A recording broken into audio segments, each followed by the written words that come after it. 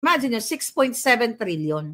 Okay? 6.7 trillion ang pinag-uusapan natin. Hindi pa natin napapanagot ang pagnakaw nila ng trillion-trillion sa 2025. Meron na namang 6.7 trillion. Okay? Dapat nga, mga kababayan, talagang sabi ko nga, kailangan nyo ng kumilos. Consistent dapat ang pakikipaglaban. Okay? Dahil consistent din ang kanilang pagnanakaw. Imagine niyo, masaya na naman. Nakita nyo naman, si Kiko Barzaga nandoon. Diba? Masaya na naman ang mga hayop. Present sila when it comes to budget. Diba? Dahil, you know, mag-uusap yan sila. May mga secret meeting sila. O, speaker, baka naman, ganito, ganyan, ganyan. At the fact na ang pumili nga dyan sa speaker na yan ay si Sandro Marcos, magkakasabwat pa rin yan sila dyan. Ang Committee on Appropriation nila si Swansing. Diba? Si Maika, something. Oh, si Swansing, yung babaeng Swansing. Okay? Na yan ang nag-investigate at ang tatay niya doon sa smuggling na kinasasangkutan ni Michael Mann, nakasabwat ng Bangag Administration at ni Lisa Tanas. So naputol na yung hearing na yon. So alam nyo na yon, pinutol or sinuspend nila dahil nga na-implicate dito ang inappoint ni Bangag Jr. And now, eto na naman yung budget na ito mga palangga for 2026. Ito naman ang pinag-uusapan natin. It's about budget. Imbestiga dito sa kay Romualdez, kay Zaldico. Tapos ang sinasabi nila, imagine niyo, ito ay demolition job laban kay Romualdez. Sabi ng itong Congressman Ronaldo Puno, 'di ba? I think parang yung tao yan, parang dilawan yan, 'di ba dati? Tapos galit. I don't know, I'm not sure kung galit ba yan sa Bangag kasi mga puno. Ano yan kung tama pagkakaalala ko, very dilawan yan. So ngayon kinakampihan na itong si Romualdez na ito daw ay ang mga Bangag na ito daw ay demolition job. Paano maging demolition job? Kitang-kita nyo na yung pagnanakaw. 'Di ba? Hindi lang isang tao ang nagsasalta, hindi na nga lang si Marlica nagsasalita sa nasasangkutan ng bribery ng Bangag ni Romualdez at ng Bangag Administration. So ngayon ipinagtatanggol na naman nila, 'di ba? Ipinagtatanggol nila at natatatakot sila na itong ginagawa nila ay maaaring makadulot ng pag-alsa ng mga militar. Okay? Dahil recently, I think na-interview si Magalong dahil may mga lumalabas-labas na mga chika boom na pwede magkaroon ng ng military junta o civilian military junta, 'di ba? Itinanggi naman daw ito ni Magalong. Narinig na natin 'yan.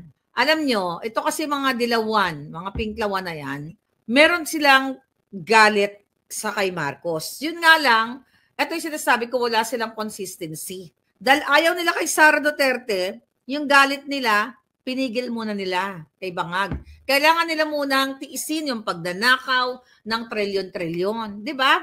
Ito yung mga tao to, walang consistency talaga. Kasi hindi mo pwede yung galit ka kasi magdanakaw yan. Magnanakaw yung taong yan. Si Bangag, adik yan, ganun-ganon.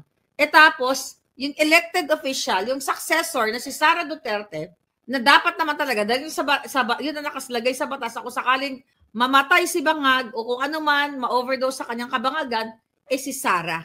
So, ayaw nilang makisama, ayaw nilang magsalita na si Marcos ay Bangag, magnanakaw. Hindi nila pinpoint kasi ayaw na kay Sara. Again, hindi sila consistent. Kasi consistent ka, sumusunod ka sa batas. Rule of law yan eh. Na lagi nilang sinasabi, you have to follow the rule of law, chuchu-chuchu.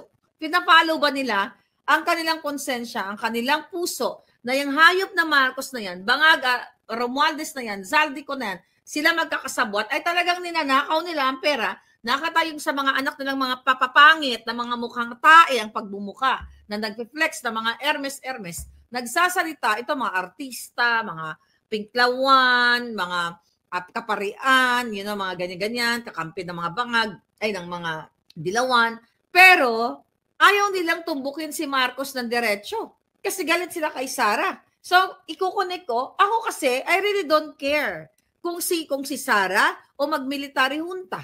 Kung sino man ang mamuno after mapabagsak ang isang adik na presidente. Hindi tayo magpapabagsak ng gobyerno kasi ang isang estado ay kailangan ng gobyerno. Tama ba? Yeah. Ang isang estado ay kailangan ng gobyerno. Ang nangyayari lang kasi, ang gobyerno ang nakapaloob sa gobyerno ay mga magnanakaw na sindikato. So hindi natin pababagsakin ang gobyerno, ang pababagsakin natin ay ang mga sindikato. So kailangan natin ng state, bansa natin, di ba? Kailangan natin ng bansa natin, bansang Pilipinas. Kailangan natin gobyerno, kaya pinaliwanag natin, kaya tayo may taxation. Kaya tayo tinatax. It all boils down sa taxation, di ba? Kinukuhaan tayo ng mga whatever taxes para sa infrastruktura, sa health, sa education, para sa mamamayang Pilipino, para maging progresibo ang isang estado. Hindi ka magpapabagsak ng gobyerno. Ang pababagsakin mo ang mga demonyo. Dahil ako, never ever ako magpapabagsak ng gobyerno. Iba yan ang pagpapabagsak ng gobyerno sa pagbabagsak ng sindikato. Tandaan nyo, lagi nyo niyang isa-isip. Kaya when you talk, okay, hindi natin pababagsakin ang gobyerno ng ating bansa. Ang pababagsakin natin ang mga demonyo. Kaya ako, kung military junta, whoever ang mamuno dyan, basta pabagsakin nyo ang sindikato. Din ang pakapalit niyan, sino man, wala akong pakialam kung si Sara man yan, o kung ako man yan, o kung si Juan man yan, di ba? Si General ano man yan, as long as yan ay pinagbotohan ng kanilang mga hanay na itong si Juan, si General Juan, whoever, di ba? Ito ay makakapagbago sa sistema ng ating bayan para matanggal natin ang addictus benedictus, ang mga kawatan. Again, ang layunin natin ay hindi pagpapabagsak ng ating gobyerno. Kaya nga sabi ko, kung pwede natin pakiusapan ng ating mga kapulisan, dahil yan sila ay parte ng gobyerno, na papasokin na sana kayo dyan sa Forbes Park para i-pressure ang mga kawatan. Kasi sabi nga ni Kiko, ayaw niyang masira yung ating mga structure ng government. When you say structure, yung mga buildings natin, i-preserve natin, kung ano man meron tayo, wag natin sirain. Hindi ako mag-agree dyan.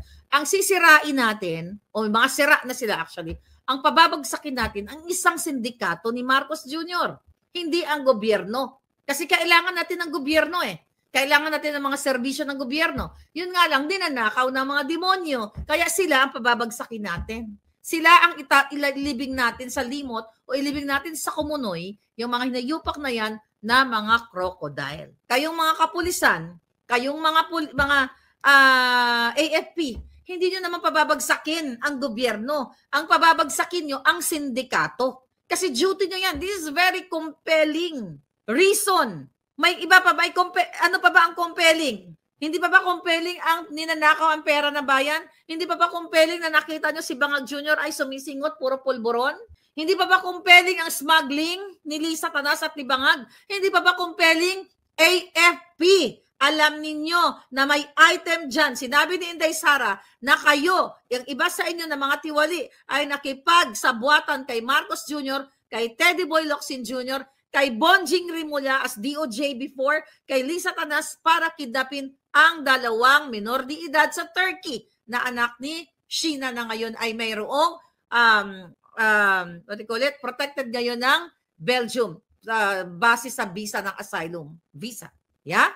Hindi pa ba compelling yan?